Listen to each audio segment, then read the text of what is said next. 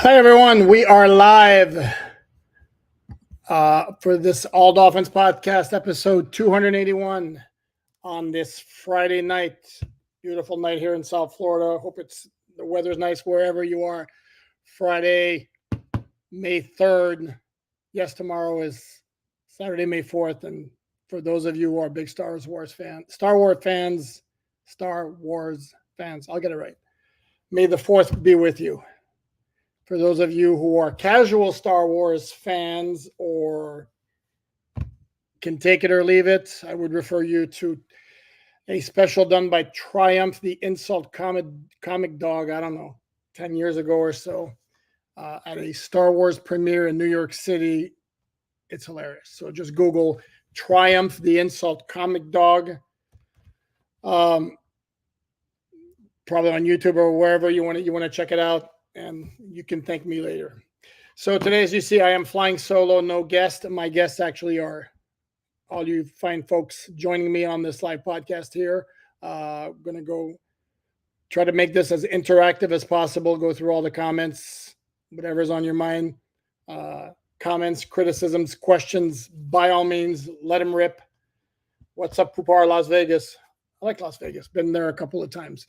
The big news, obviously, for the Dolphins on this Friday was the signing, not official yet, but they have agreed to terms. It has been confirmed by a league source that they have come to terms with wide receiver Odell Beckham Jr., the former New York Giants first-round pick. Can't remember the year. I want to say 2014, maybe the same year as Jarvis Landry also came out of LSU. Three-time Pro Bowl selection. Ironically, it was first 3 seasons in the NFL. 5-time 1,000-yard receiver. Coming off a pretty solid season with the Baltimore Ravens last year, where the reception total wasn't exactly that high. It was 36, which tied for third on the Ravens behind Zay Flowers and Mark Andrews.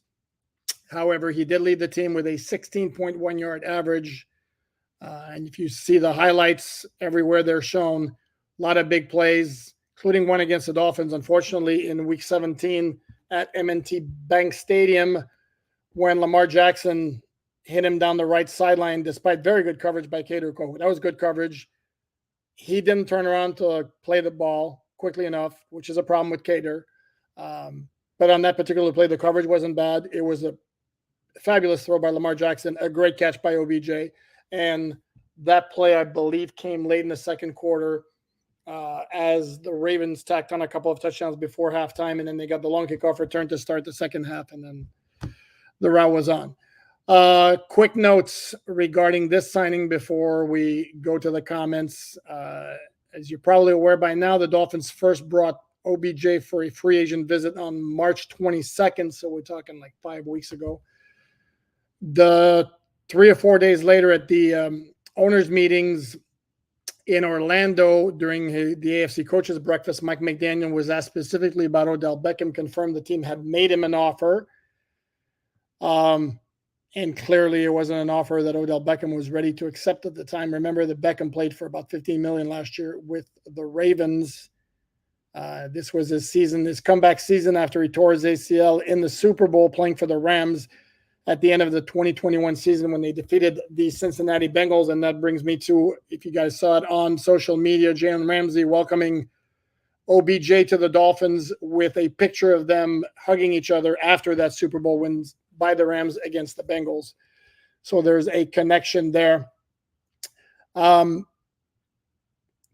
Beckham sat out the entire 2022 season, came back last year.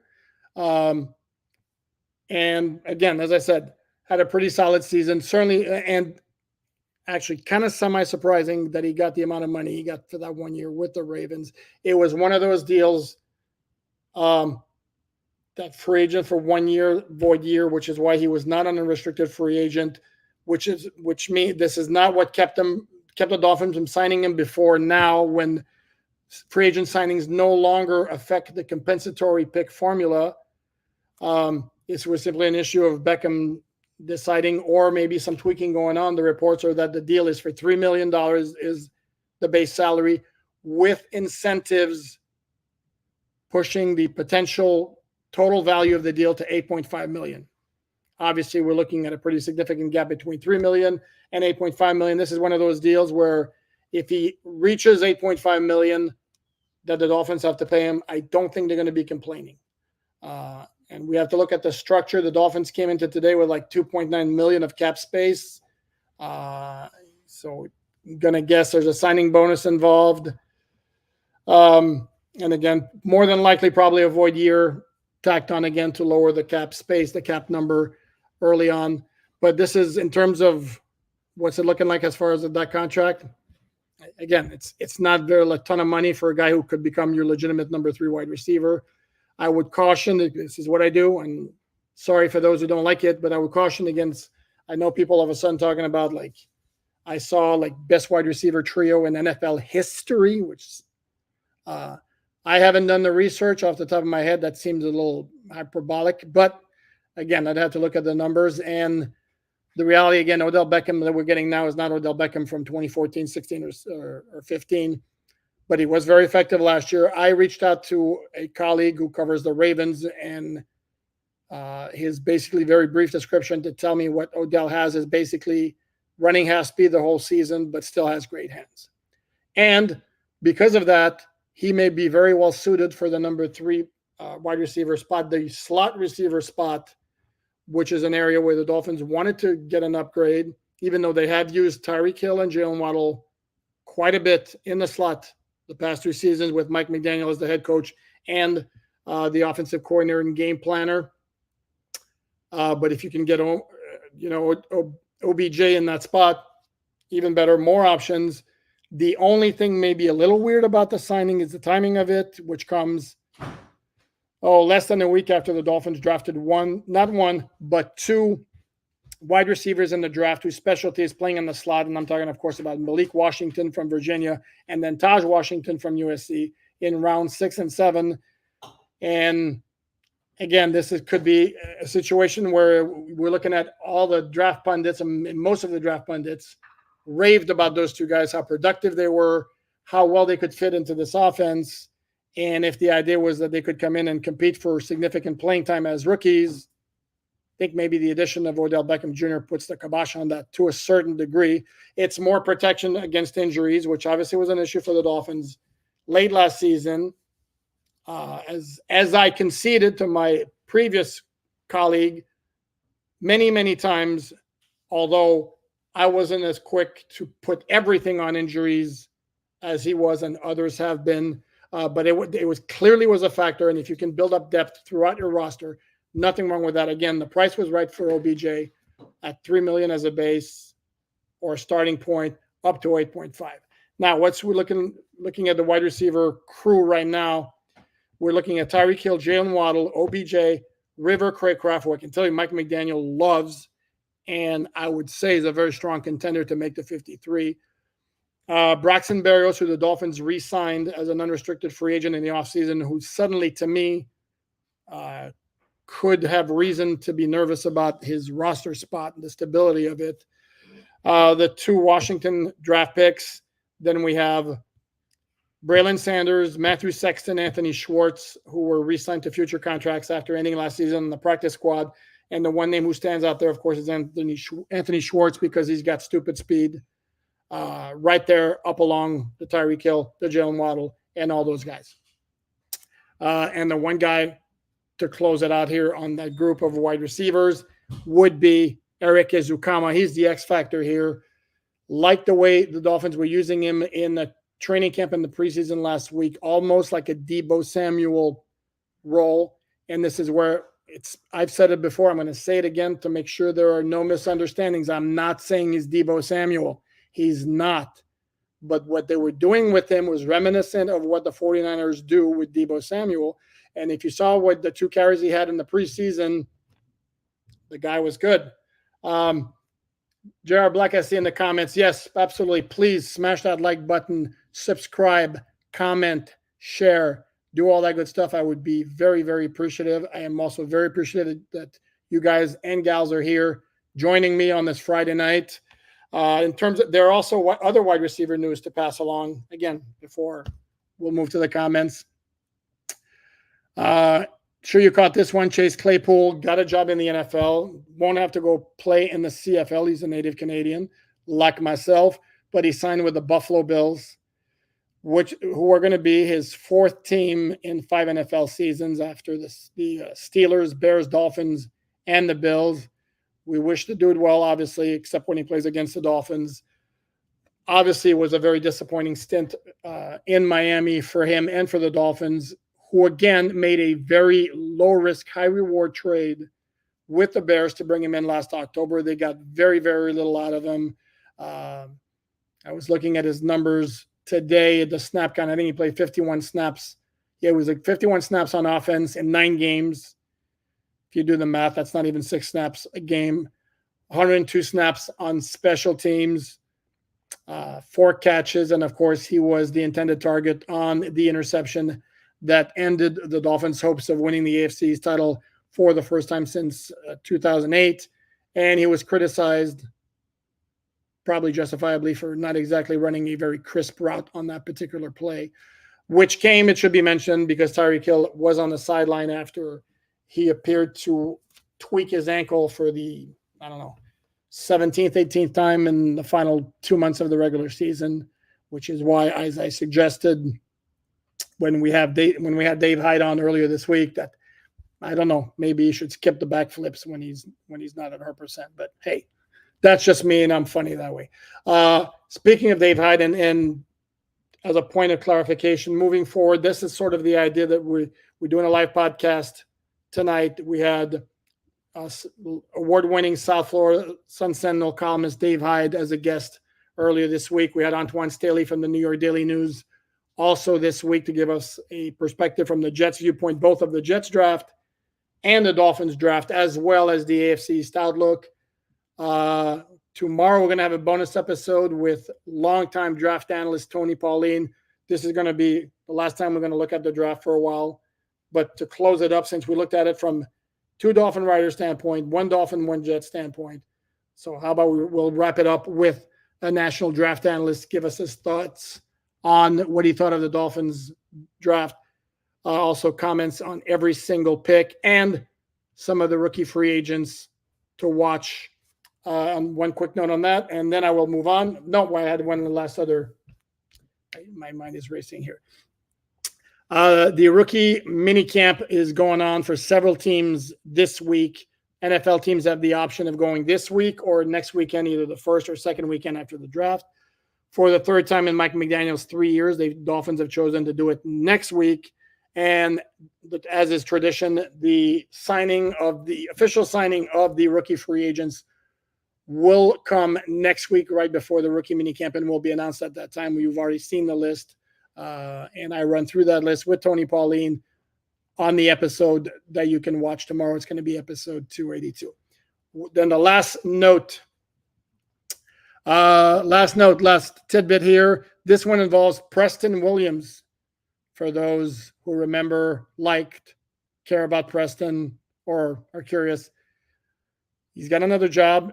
And if Chase Claypool was able to stay in the NFL and avoid having to play in Canada to restore his career, well, that wasn't the case for Preston Williams. He has signed with the Montreal Alouettes after a stint. I don't know. I don't have the details on exactly how many games he played, but he played for the DC Defenders of the UFL of the Spring League currently going on. It's been a rough go for Preston Williams. You may remember him when he came in as a rookie free agent out of Colorado State in 2019. He was really good at the start. In fact, he was the Dolphins' leading receiver through 8 games when he went out with a torn ACL while fielding a punt against the New York Jets.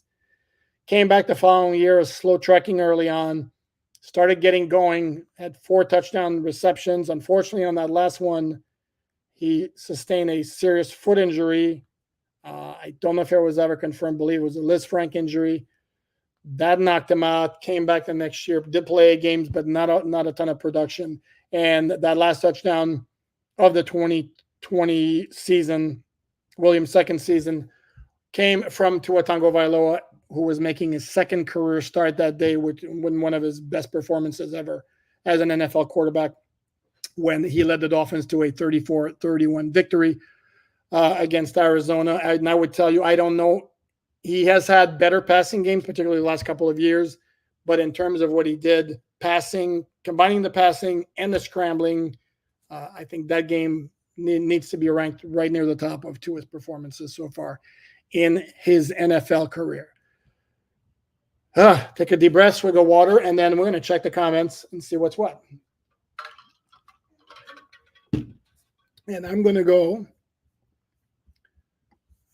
back to the start here. Oh, it's going to keep jamming up. Okay. Sub-Zero, I'm glad he's still doing live podcasts. I do enjoy the live podcasts very much. I like this interaction that I can get with you guys. As you probably know or may not know, I do read the comments after every episode. I soak them in. I will respond to some of them. I will certainly evaluate criticism, suggestions, all of that good stuff.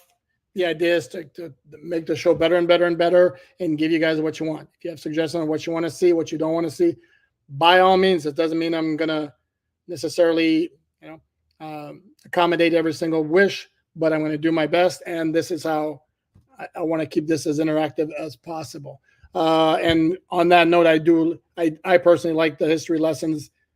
They're going to stay. If you've noticed, they haven't been as frequent. But especially when Dave Hyde is on as a special guest, Dave's been covering the team for a long time. We can have the back and forth and discuss some of those historical moments or memorable moments in Dolphin history.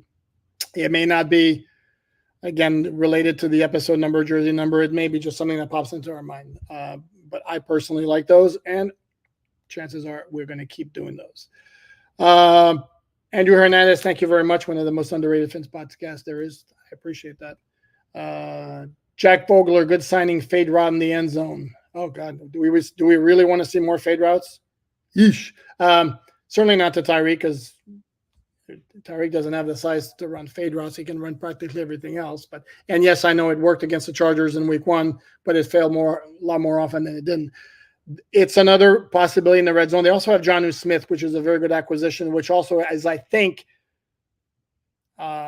should not be underrated as an acquisition for this passing game. If everybody's going to get blinded by OBJ, which I understand because he's the flashy name and all that, do not sleep on the Jonnu Smith acquisition in terms of what it can do for the passing game. That was a really, really, really good one.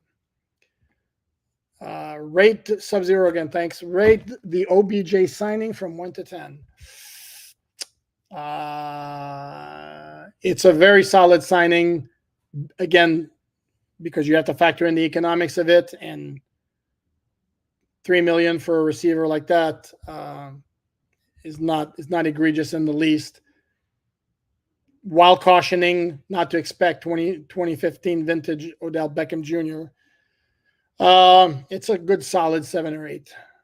But while also adding that there's a little bit of, I would knock down the grade of maybe a hair, because it comes so quickly after you drafted 2 guys, Malik Washington and Taj Washington, to basically to compete for playing time in the slot, at the slot position, and almost.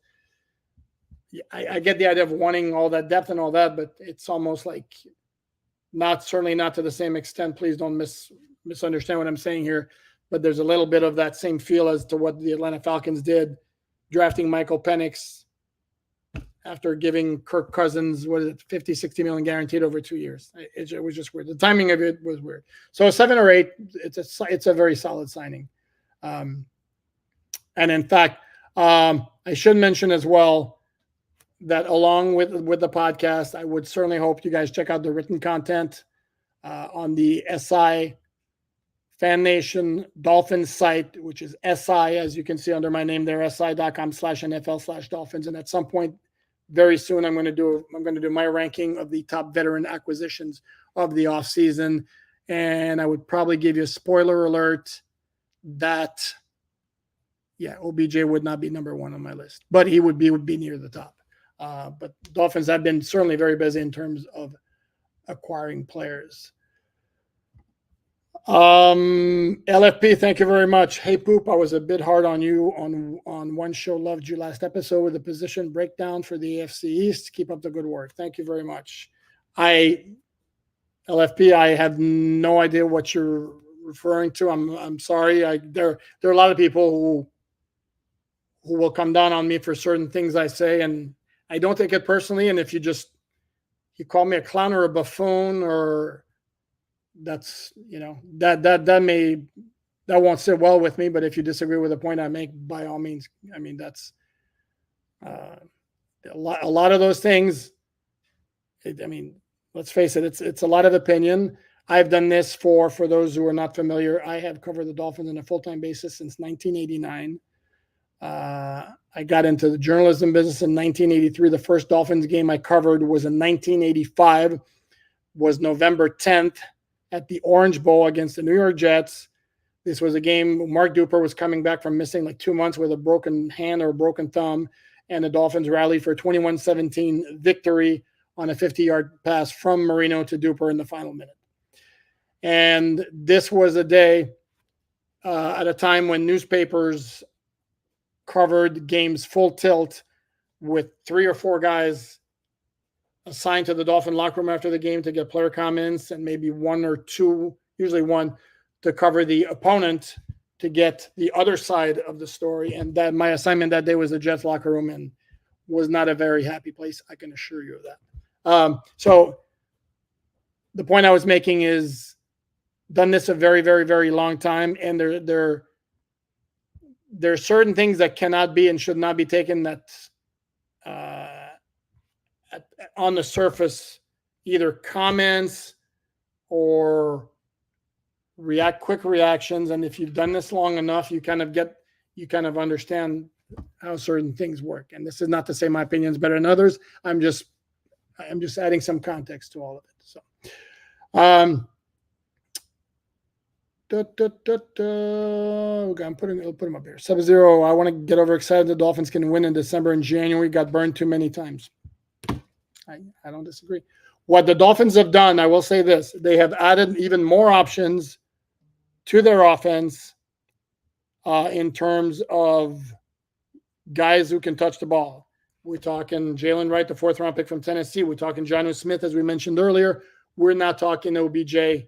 So, yeah, they do have even more options beyond Tyreek Hill and Jalen Waddle and Devon Achane and Raheem Mostert.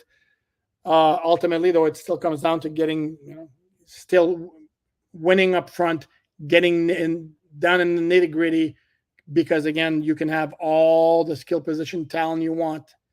When it comes down to December football, January football, it's a different game. And it's like every sport. You name the sport, it's a different game. In fact, for those who like hockey, I'll just give this quick analogy. The Florida Panthers, 2-3 years ago, I'm trying to remember, had the best record in the NHL in the regular season. They were a finesse team that entered the playoffs with practically no realistic shot of winning the Stanley Cup, because that style just doesn't work in the playoffs. And they squeaked by the Washington Capitals in the first round, and then they got swept by the Tampa Bay Lightning. And then they made a blockbuster move that completely changed their team, traded Jonathan Huberdeau to the Calgary Flames, got Matthew Tkachuk, who was that sandpaper, gritty guy, and they changed their entire style, hired a coach like that. And lo and behold, last year they're in the Stanley Cup final, and this year they have as good a shot as anybody. So anyway, back to the Dolphins. Smilyansky, Dolphins are in win mode with the signing, and we got some ready now prospects in the draft. Playoff or bust. Okay. Okay.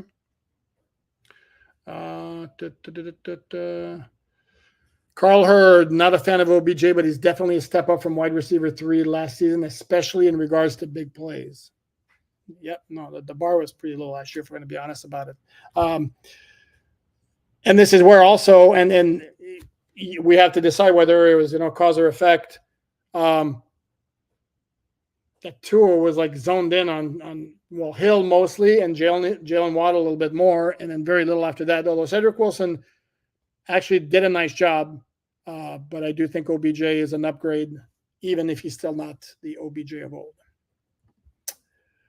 Dog Feather, hey Poop, was wondering if you think we will finally be able to spread the ball around a little more in this offense. That's what I just addressed. They absolutely can. Will they? I don't know. Here's the thing: is Tyreek Hill, when he's on, is so dominating and such a matchup headache and causes so much havoc to opposing defenses. It's very easy to fall in love with just feeding him and feeding him and feeding him and feeding him, and that's a temptation that Mike McDaniel needs to resist, I believe, more than he has. And this is why I made the point to Dave Hyde earlier this week, and he kind of pushed back on my idea. And like, I don't need Tyreek to be talking about getting 2,000 yards. And my point being, if you look at all those crazy statistical seasons, usually they don't coincide with a team that's winning a championship. So if he gets 2,000 yards, that would be great, as long as it's within the context of the team, getting the job done, winning at the AFC East and then advancing in the playoffs. So, but yeah, the idea is that, and you would think that by what they've done with the addition of Jonnu Smith and now OBJ, that would be the case. Vince 007, why draft 2 receivers, then sign this diva? A great question. I don't know if he carries the diva reputation anymore. It's funny here.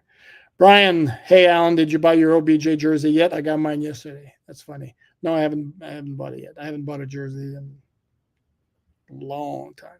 I think the first jersey I might have bought was when I was a kid vacationing here, and there was a store that was selling them, and I was looking for a bargain, and the one that they had that was at a good price, and it wasn't the mesh they have now, it was actually pretty heavy material, was a Rams number 28. That's the one I remember. And no, I was not a Rams fan. It was just a cool shirt, and it was the one that they had at a good price. So,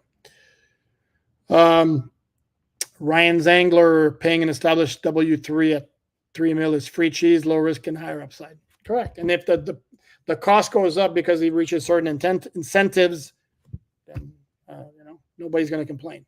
It's like, also, while I'm thinking about this, it's when I stand with my position that the Dolphins should play 2 on his 5th-year option and then revisit if he completely balls out. And then what I'm hearing from a lot of fans is, well, then you're going to have to pay him more. Well, if the Dolphins get to the Super Bowl because Tua really balls out, is anybody going to really complain about how much they have to pay him? I don't know. That seems weird. Carl Hurd, Allen, what does our QB needing 3 all-star wide receivers really say about him? Yeah, no, I'm not. Yeah, also, I got you, Carl, but I'm not. You guys should know by now, I'm not afraid to discuss and say things that may not be complimentary or criticize or be objective about QB1, but I don't know that it says anything. I'm not sure that if Mike McDaniel had CJ Stroud and he could have gotten this deal done, he still would have done it. So no, I'm not buying that. Sorry. Sub-Zero, would you do live podcasts with other viewers? I think it could be interesting. Probably not. No, the problem is, again, why would I choose one over another? That's not fair. No, I don't see that happening. Emery, Kano, I want to see some more Tua improv on plays that don't go exactly to plan. Sure. Problem is, don't think last year was in a major position to do that. His mobility was not good. I mean, if you look at his body last season, regular season, even in training camp towards the end of the season, he was clearly thicker and he clearly was not moving as well. But he lasted 17 games without missing a beat. So here's the thing, though.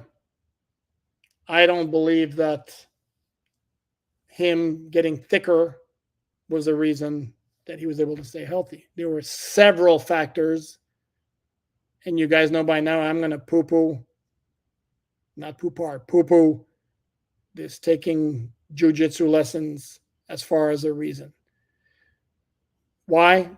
Because if you look at the injuries he got in 2022, There were instances where it was his lack of weight or the way he was bear hugged, allowing defenders to either sling him to the ground or ragdoll him, as in the case of the Cincinnati Bengals defensive tackle. That's what caused the issue.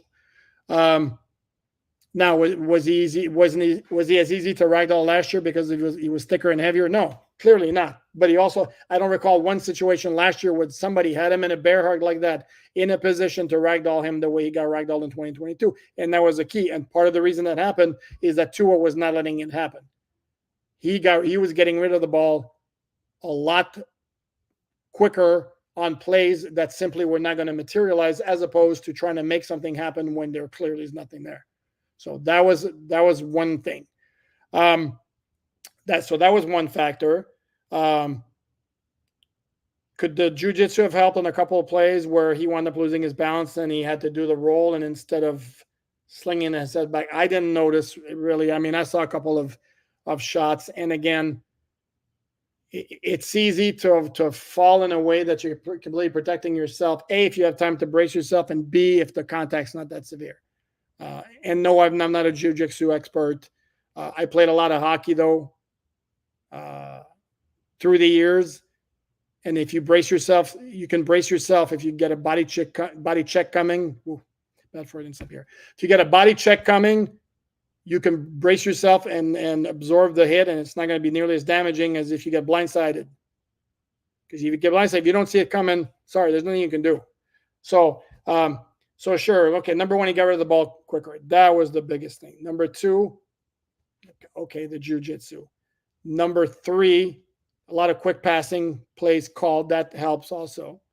And then number four, maybe the law percentages finally went his way. I mean, he'd gotten hurt every other year, and this one, nothing happened.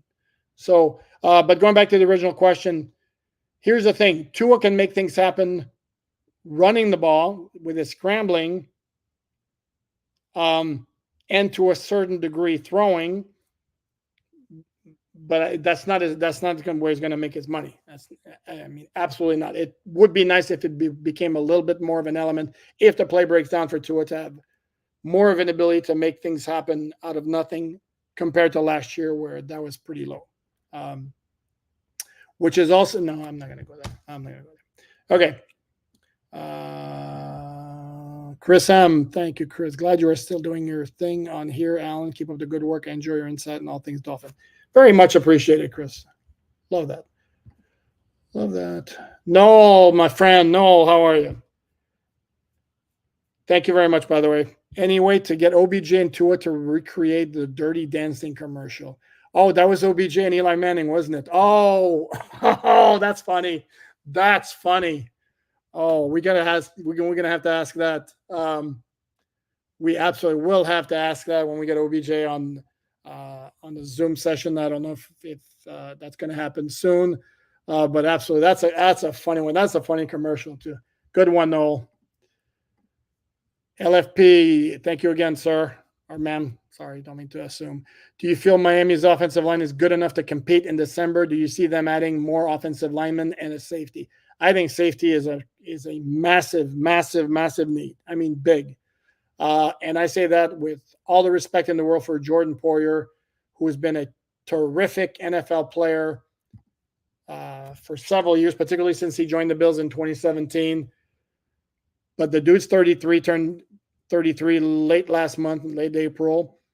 And last year, he wasn't the Jordan Poyer that we know. And as to quote, this is still the greatest all-time quote in the history of the All Dolphins podcast. We had the Tim Graham from The Athletic on a few weeks back, and we were talking about Jordan Poyer, as a matter of fact, and getting to the nitty-gritty of what he could bring.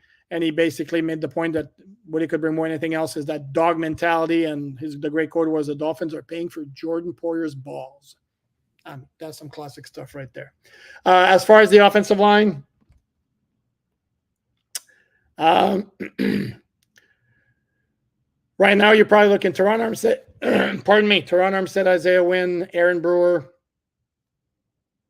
Liam Eichenberg / Jack Driscoll / Robert Jones at right guard, Austin Jackson at right tackle. Is it an elite offensive line? No.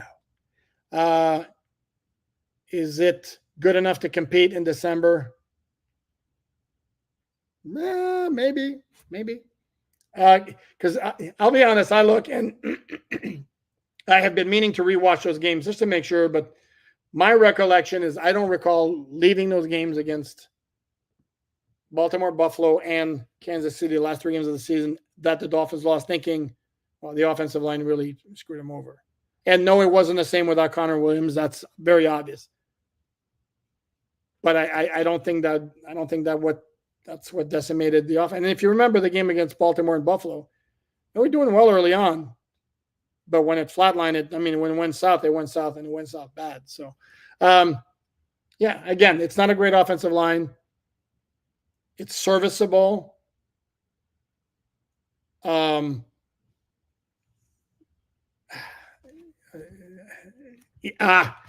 they could use an upgrade. Let's put it that way. I don't know if that's a great way of answering the question, but that's the best I can do right now. Dog Feather, thank you. Is a Tua contract at $40 million a super teammate-friendly deal? Does it sound like wishful thinking to assume maybe Greer is running a hard bargain? At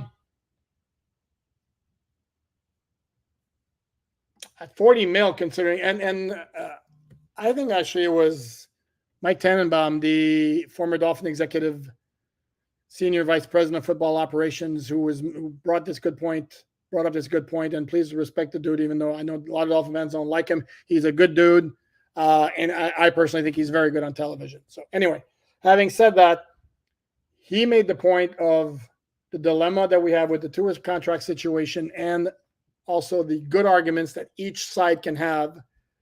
If you're on Tua's side, you're going to be pointing to those top of the market deals and go, NFL leader in passer rating in 2022, NFL leader in passing yardage in 2023, Pro Bowl starter in 2023, playoffs both year. Look at the one-loss record.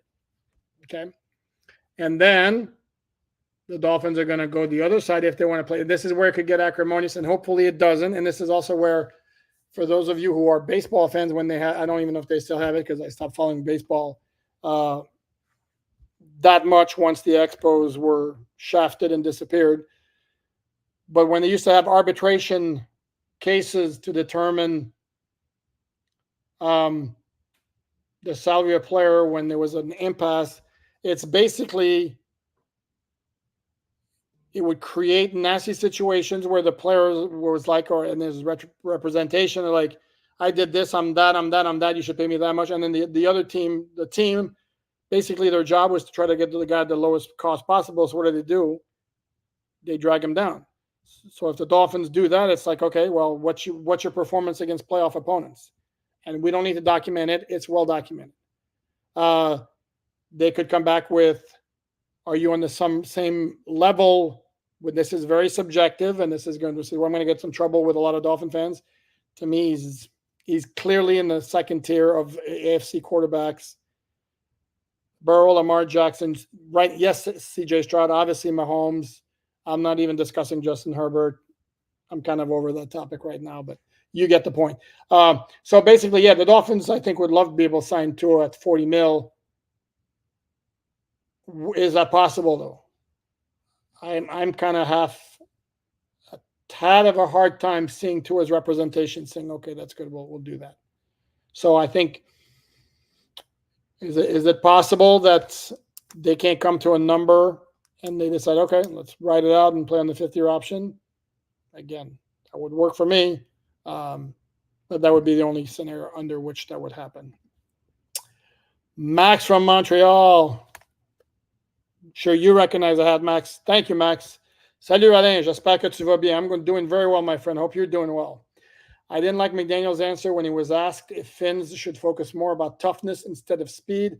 I think Finns are too one-dimensional to adapt against opponents' playing style. You know, I've heard that before from a guy with a salt and pepper beard, blue hat with an Expos logo on, because I have said that. Yes, I completely agree with you. And here's the thing. That's what he's going to do. And if you look at the roster, especially we're talking, let's focus on the offense. Look at what they have, and they're high-end players. It's Tyreek Hill, Jalen Waddle, Raheem Mostert, Devon Achane. What do they all have in common? They're all speed track guys. I don't know that it can play a physical style with when you're all your high-end play. And the whole passing game is based on timing, quickness, rhythm, and all that. Their running game is all about deception, movement with the line. So that's who they are. I think the philosophy here is if we become so efficient at what we do, our finesse can beat and get past the opponent. And it's also certainly, and this is part when I talk about it, I've been done this for a long time, and guys understand that there are certain things coaches and players will not admit. There are certain things coaches and players will always say depending on the question. For example, Austin Jackson this week was asked about Butch Barry and his role in his development. What is Austin Jackson going to say in a Zoom media session where the screen's on him? Of course, he's going to throw roses at the dude. That's to be expected. In this particular case also, what's Mike McDaniel going to say? Yeah, I think we need to up our physicality level. He can't. He just can't. And again, but it's also true because that's their MO. That's who the Dolphins are. And we can look at it, and maybe the Dolphins look at it this way. Okay, what if we get back? We've been in the position the past 2 years now. They were 10-3 in 2022. They were 11-4 in 2023, and it went south. And last year, very easy to say, well, if you don't have injuries, or then maybe Mike McDaniel and the Dolphin organization are looking at if everybody stays healthy, there's no reason we shouldn't be back in that spot. And maybe this year we get lucky with injuries, and then at full tilt, we can take on those more physical teams. So obviously, we won't know that. Toby Marmarino. Toby, how are you, buddy? Why isn't Waddle taught Hill's position in the offense, jet motion, etc.? That way, would add diversity and allow us to operate if Hill is out. Good point. Good point.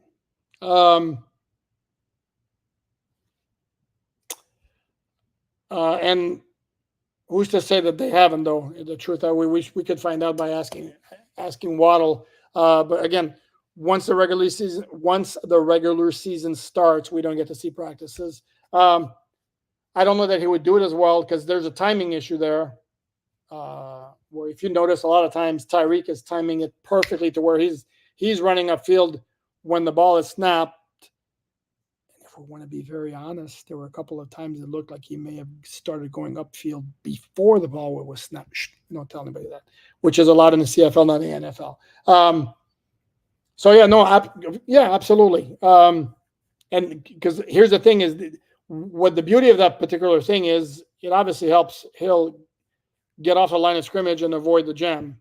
Because good luck trying to, jam Hill when he's already got some momentum behind him, and then he can cut more quickly at the line of scrimmage. But you make a very good point. No question there. Let's go back to some of these over here.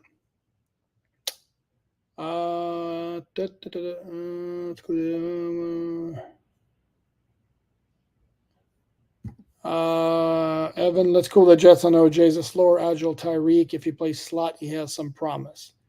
Yeah, he more than likely would play slot, slower, less agile Tyreek. I don't know if I compare the two. They were never quite the same. Tyreek can't make the crazy catches that Beckham can, and Beckham never had the jets that Tyreek has. So love that. Thank you very much. Hit the like. Show Alan some love. There you go. And I'm going to show you some love right now, guys. There we go. You will notice, spoiler alert, you will notice on the show tomorrow with Tony Pauline, I tried to do it, didn't work. And now it's back. So love everybody on here for the support. I'm not typically a mushy kind of guy, but I do massively appreciate it. What else we got here? Whoa. Fins 007 Waddle should request a trade. Why would he do that? He's about to get a bag. Why would he do that? He got locked in for the 5th-year option at 15.6 mil. He more than likely is going to get an extension. If anybody is not going to be on the Dolphin roster for several more years at wide receiver, I would think it'd be a lot more Tyreek Hill than it would be Jalen Waddle. That's just me. Somebody asking, where's Omar? Omar took a position with the Miami Herald, for whom he's also doing a podcast, which is why you do not see him on here, and you do not see his content on si.com/NFL/Dolphins. He is now behind a paywall. I am free as always. Just click and visit. There's a ton of content there every day. And usually good stuff, if I do say so myself. In fact, there's a story I would highly recommend you read, because I had a lot of fun researching it. And I researched somebody's research, and it's a gentleman named Rene Bugner. Shout out to Rene out in Germany, who every year does a massive composite of all the national draft analysts, puts them in the grid, and comes up with a GPA. Started doing it in 2017. So I went back and looked at all of those to revisit the immediate grades compared to what we know now about that draft class. And just for example, right away, we'll tell you the 2017 draft class of Charles Harris, Raekwon McMillan, Cordray Tankersley got really good reviews. So that's all. That's the only spoiler I will give on that story right there. But I would encourage you to check it out. Again, si.com/NFL/Dolphins. Good question. Max Hardman, when will Tua extend? That is a fabulous question. And it's interesting too, because I was going to write a story about that. I haven't gotten around to it yet. If you look at the timing of extensions of the last 3 that were done last year, or the last 3, or the 3 from the 2020 draft class, if it was Burrow, Herbert, obviously, and Jalen Hurts, and they were all done, all 3 of them at different time slots. So there's no like real clear pattern as to when teams do this. I don't know. Right now, I'm sure Chris Greer had told us that once the draft was over, they would get back down to negotiating with Tua's representation. And I'm sure there's a whole lot of, can't you go a little higher than this? No, can't he accept a little? I mean, there's going to be some back and forth. So I don't know. I really don't know. Dolphin Tina, when a player reaches his incentive and gets the extra money, does that count against the cap? I'll have to do some research on that. And this is where you're going to get full transparency here. I am nothing but honest. I could try to BS my way through the answer. I'll have to research it. It's a very good question. I think there's something that dealing. No, I don't even want to go there. There was a term likely to be earned incentives that applied as well. So I will admit defeat on that one. I know my salary cap, not 100%, and that's a good question. I will try to get that information and put in the comments. How's that? At a later time. It's funny. This is funny. Alan kicked Omar off the show for his takes. Just kidding. That's funny. Guys, don't take shots at Omar. Seriously. He did what he had to do, and I've said this before. I put in the comments before. No hard feelings. Or that was on Twitter. X. No hard feelings. No nothing. He did what he had to do. No issues there. Dog feather. I mean, they only talked about like for 3 episodes. Oh, go ahead. There you go. Okay. Can we let Omar go? It's unlucky. Exactly. He's doing his own thing. I'm doing my own thing. I appreciate that, Dog Feather. Let's see here. Dog Feather, have you gotten any closer to finding out what front the Dolphins will run on defense? I'm hoping it's extremely adaptive to opponents similar to Ravens. I would think it would be. I need to do a deep dive into that Baltimore defense to get some sort of an idea, with the caveat and the understanding that Anthony Weaver is going to want to throw in his little wrinkles. So, and don't think we haven't asked everybody we've got on a Zoom when we had the press conference with Anthony Weaver, Mike McDaniel. The question's been asked in 17 different ways, trying to get a feel for what they're going to be doing up front. Those guys, it's nope, you get nothing out of them, and that's kind of semi-understandable. Hell, I couldn't even get Zach Sealer to ask me if he was expecting to play more in of a rotational system at defensive tackle instead of logging all the snaps he did last year, when he did. Both him and Christian Wilkins were around 84-85% of the defensive snaps. I think there were like 6 defensive tackles in the entire NFL who played that much. And I kind of get the feeling the Dolphins are going to want to change that. And if you look at Baltimore, I'd have to look. I don't recall them having a defensive lineman anywhere near those numbers in terms of snap count. So Vince 007, they should sign Tannehill. And my only question there would be, why? In fact, be on the lookout on SI.com NFL/Dolphins. I'm going to write something on why I don't think it's an idea in the remotest.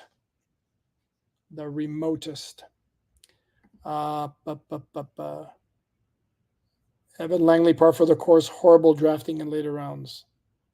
I'm not sure whether I've jumped up. I've missed some stuff. I don't know what that refers to. Does that refer to the fact that they signed OBJ after drafting Malik Washington and Taj Washington? Not necessarily. OBJ is going to play 1 year. I mean, if either of those two guys hit, they're going to be in the NFL or with the Dolphins for 3 or 4 years. I mean, 4 years at least. So I don't know that I would equate it to that.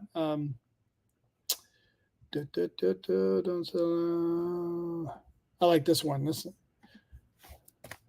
Isaiah, gotta give you one of these. Thank you, partner.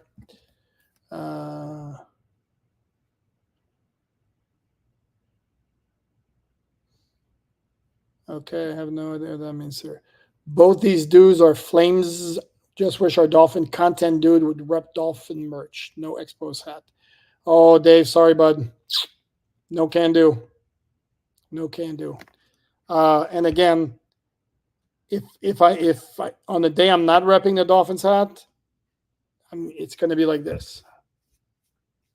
Okay. And again, this is why I'm a journalist. This is not a fan podcast. I'm a journalist who covers the Miami Dolphins, and yes, who wants to see them do well. Because guess what? It's better for business. It's more fun to cover a winning team. But again, it's not a fan podcast. This is why I'm telling you. I'm not telling you everything's great, everything's perfect, everything's beautiful, because that doesn't get you anywhere. You could leave a show thinking, "Wow, it's awesome, it's marvelous," and then reality will slap you and be like, "Oh, that's not what I was expecting." Well, again, I'm not big on telling people what they want to hear. If I'm asked for my opinion, I'm going to get it. I'm going to give it. So, that's how that rolls. J Live Doe, how many receivers and running backs do you think we carry into the regular season? So last year, if I remember correctly, they carried quite a bit. It was at times 5 running backs, at times 6 wide receivers, but they also carried 2 tight ends, which I don't see this year. I think they're going to carry at least 3 tight ends. Now, who those 3 will be? Durham Smythe's going to be one of them. Jonnu Smith is going to be one of them. Then either Julian Hill or Jody Fortson.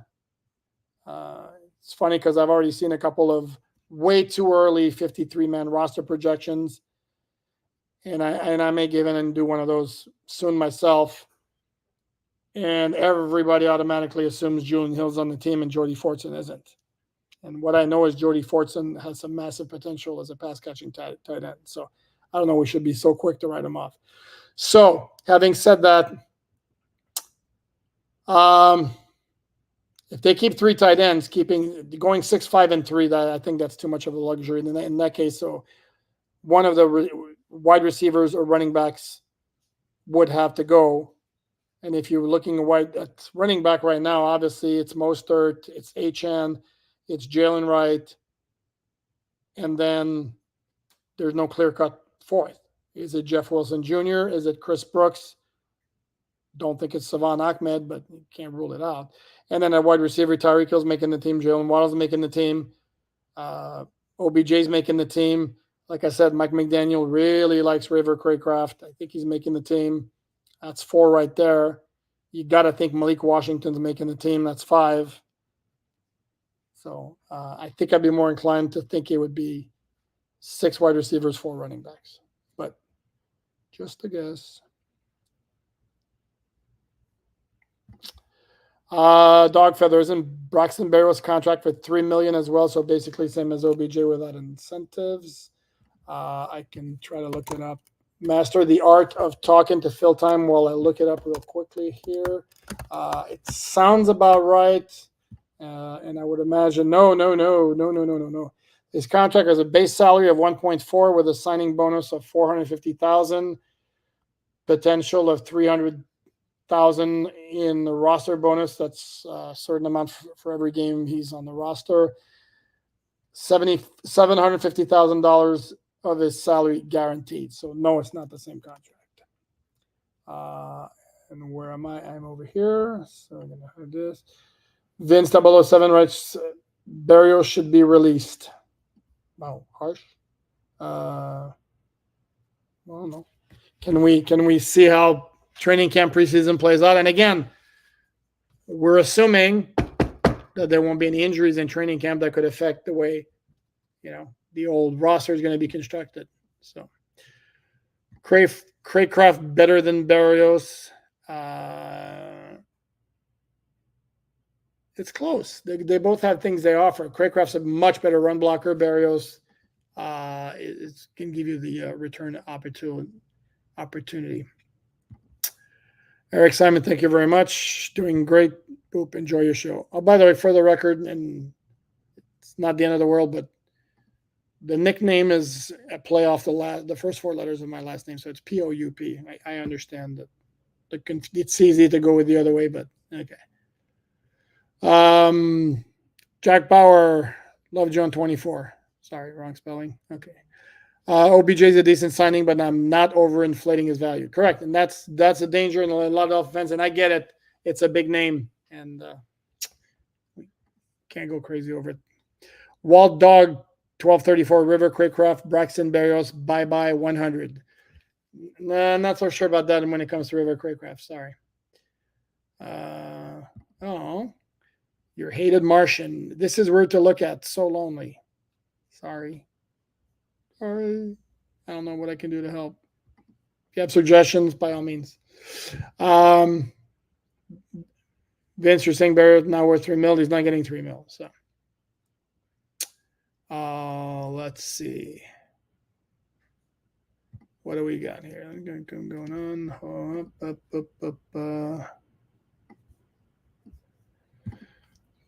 Kevin Gorman, thank you very much.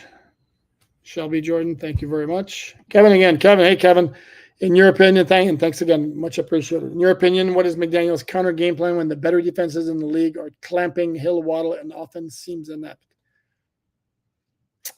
This is where you hope Achane, Mostert, Wright, and the speed of running back can come into play.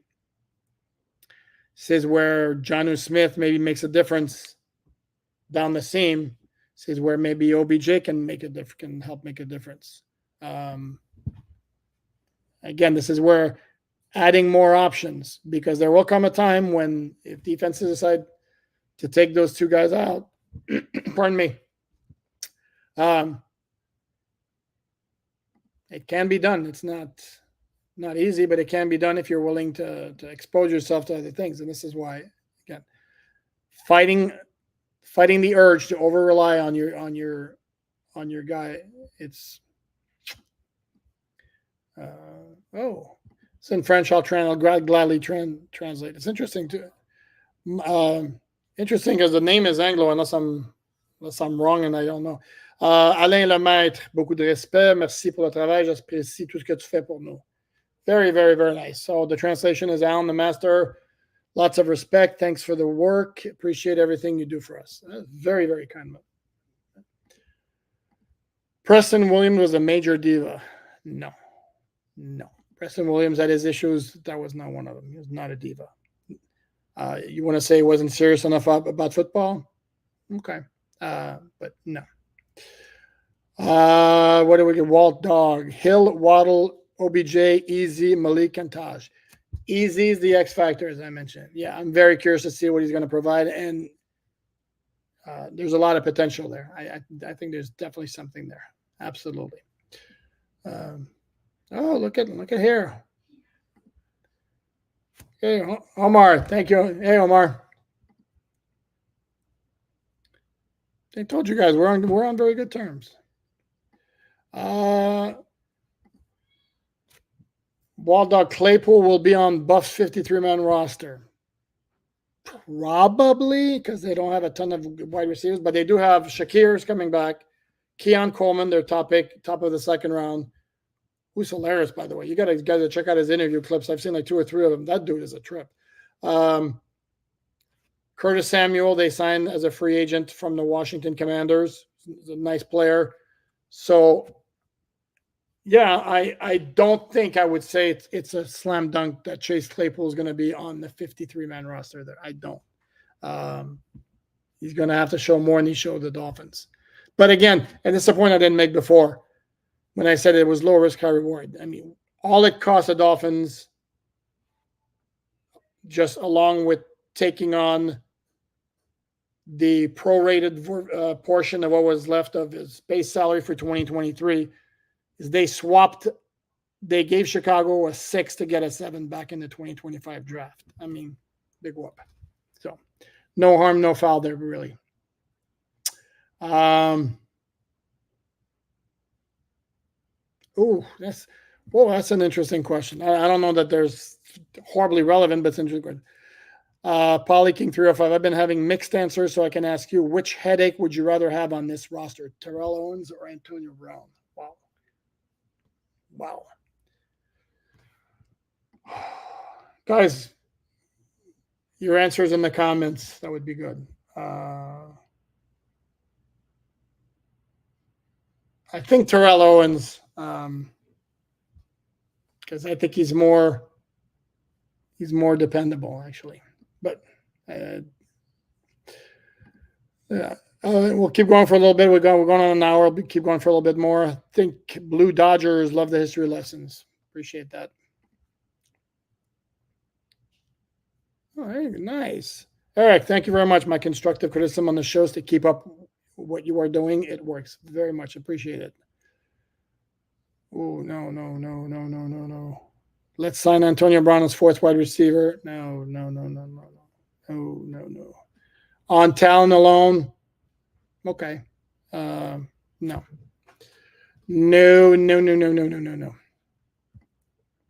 It's a no thank you from me.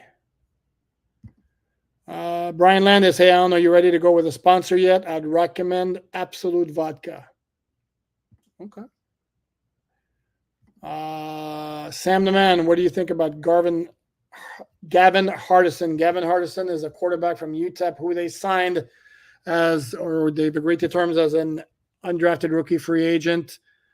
Big arm, numbers, not particularly impressive. There's something there, though. And yeah, I'm very, very curious to see him in action.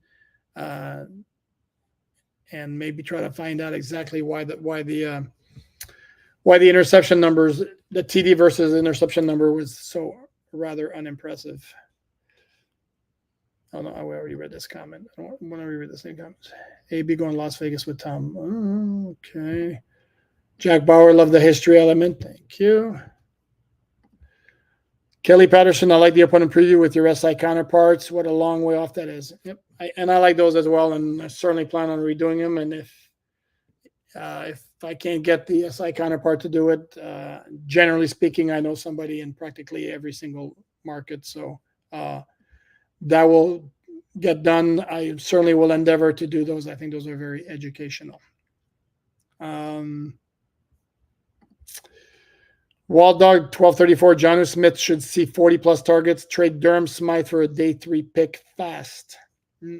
Not on board with you. Durham Smythe brings you some blocking ability at the position. So, no.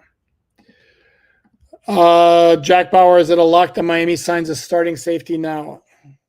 Lock's too strong a word, but I think it's a very strong possibility, and I think they should. There are tons of big names left. Remember, in the Dolphins right now, I haven't seen where they are with their kid. They came in 2.9 today before the OBJ signing, which hasn't been processed yet. So, but they're getting $18 million past June 1st for the Xavier Howard release with the post June 1st designation. Then I think you could see them making a move for a safety. There are tons of big names still out there.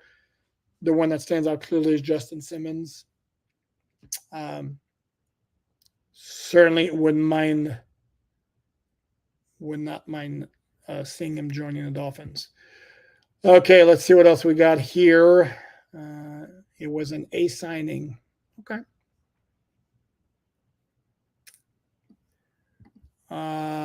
Doctor, no any chance for Pat Morris to see the field this year, or is he more a developmental piece? Don't think. I got your analysis on that pick. Patrick McMorris, a safety from Cal, 6th round pick. If he makes a team, it's special teams. And again, he's one of those. You get to 6 or 7, and unless they have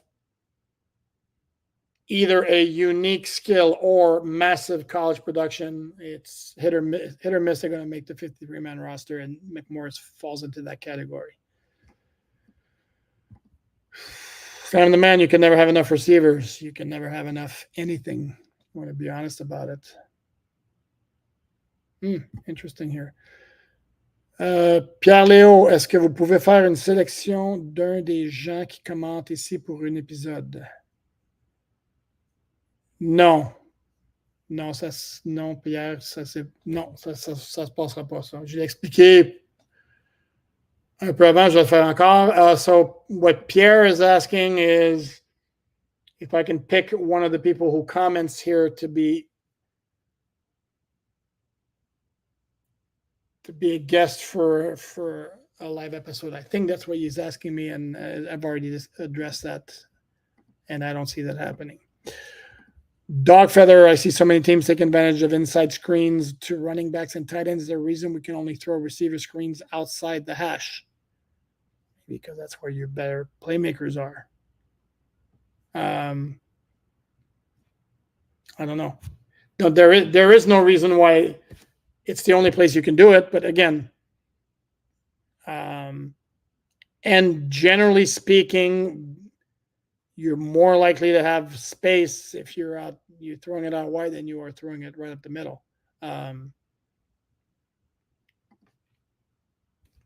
So I would think, but certainly you could see that with HN. That's something they're going to involve the guy more and more, find more ways to get him the ball. So I think we are going to wrap this up here. We're going on an hour and 8 minutes. So again, my final thoughts here. I massively appreciate everybody who hopped on, everybody who commented, asked questions, contributed. Please like, subscribe, comment, share, all the good stuff you do on YouTube. Please check out the written content at si.com/NFL/Dolphins. It is my plan to do those regularly, maybe once a week. I'll see how it goes. If there's a demand and appetite for it, I will certainly continue doing it. And again, any suggestions you guys might have, I massively appreciate all of you. And on that note, I am going to close it out. Thanks again. We'll catch you there. There will be an episode 282 tomorrow. Hold on. I got one more. No. There is a new episode Saturday. Be out at noon. Episode 282 is going to be a draft review, comprehensive draft review of all the Dolphins picks, as well as their overall class and their rookie free agents with longtime draft analyst Tony Pauline. On that note, I thank you again. Have a good night.